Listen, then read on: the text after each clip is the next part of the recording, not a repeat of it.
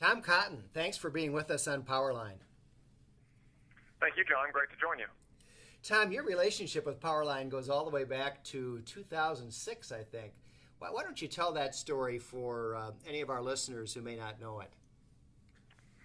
In 2006, I was a new lieutenant serving in Baghdad, leading a platoon of 41 infantrymen for the 101st Airborne. And after being out on a long-range patrol for a few days, I came back to my base, John, and read that the New York Times had disclosed yet another sensitive national security intelligence program. This time it was the SWIFT program that was tracking international terrorist financing. So I shot off a letter to them saying that I was disappointed they would disclose such national security secrets, and I hope that this time around they ended up not at the Pulitzer, but being prosecuted for the crimes that they had committed under our espionage laws. Now, knowing that the New York Times might not published that letter, I also copied Powerline, and Scott Johnson immediately put it up on the web. And when I was out for another 4-day long-range patrol, it rocketed around the web, and I got all kinds of emails supporting me from my fellow soldiers, but also had a lot of left-wing blogs questioning my existence. So Powerline had to come to my defense at the time. That's right. You didn't realize it was going to lead to an existential debate over whether there really was such a person as Tom Cotton. Right. Yeah, I knew that I might be injured or even killed in Iraq. I didn't know that I'd face an existential crisis, though. Yeah. And in fact, there's a Snopes.com entry that confirms that Tom Cotton does indeed exist. Well, not only do you exist, you've now been discharged from the Army and have returned to your native Arkansas, where I believe you grew up on a farm. Is that right? That's correct. I was born in a small town and raised here called Dardanelle in the River Valley of Arkansas on my family's cattle farm, and I live about 5 minutes away from it today and still go out and help my dad move the cattle and sell them whenever we need to, which has unfortunately been frequently this summer given the drought and other conditions on the farm. But, yep, I enjoy doing that still. And what's the district in Arkansas where you're running for the House of Representatives?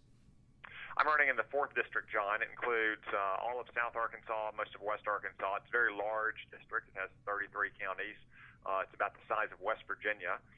It's very rural. We don't have any towns over 50,000 people. And the people of this district have been particularly harmed by Barack Obama's economic policies and some of his radical environmental policies, because we're very blessed with a lot of natural resources like our timber industry and oil and gas and coal and so forth. So I'm going to Washington to try to help repeal and repair some of the damage caused by Barack Obama. Now, you had a contested primary to win the GOP nomination. I think you had to defeat a former Miss Arkansas, in fact. Is that right? That is correct. So this is a Democratic-held seat, but the Democrat is retiring.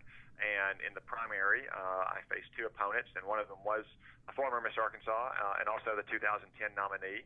So that was a challenging primary, but fortunately it wasn't a negative or a personal primary. We ran a very good campaign, all 3 candidates focused on the issues, and I was able to come from behind, starting from nowhere, because I've not run for office before and never really been involved in politics, and was able to win without a runoff. And now we're all working together and have our oars in the water, rowing in the same direction to turn this seat from Democrat to Republican. Who's your opponent in the race? I'm running against a term-limited state senator. His name is Gene Jeffers.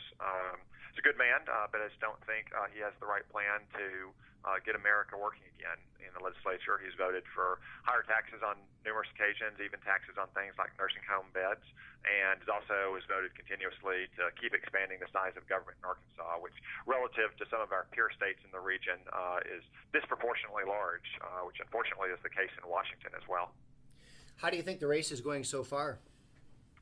I think the race is going really well. The name identification and the support we built in our primary has had a great carryover effect. The first public poll came out last weekend, and it showed me leading 51-22.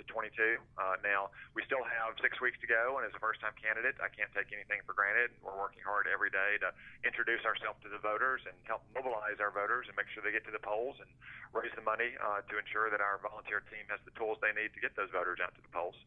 You know, Tom, I'm gratified to see that your Harvard pedigree doesn't seem to be a drawback with those rural Arkansas voters. Well, I can say that I receive a lot more thanks and appreciation for my Army pedigree than for the Harvard pedigree, but so far it hasn't seemed to hurt me too badly. Tom, if you do win the race, and knowing how hard you're working, I'm confident that you will. What committee assignments are you hoping to receive in the House of Representatives?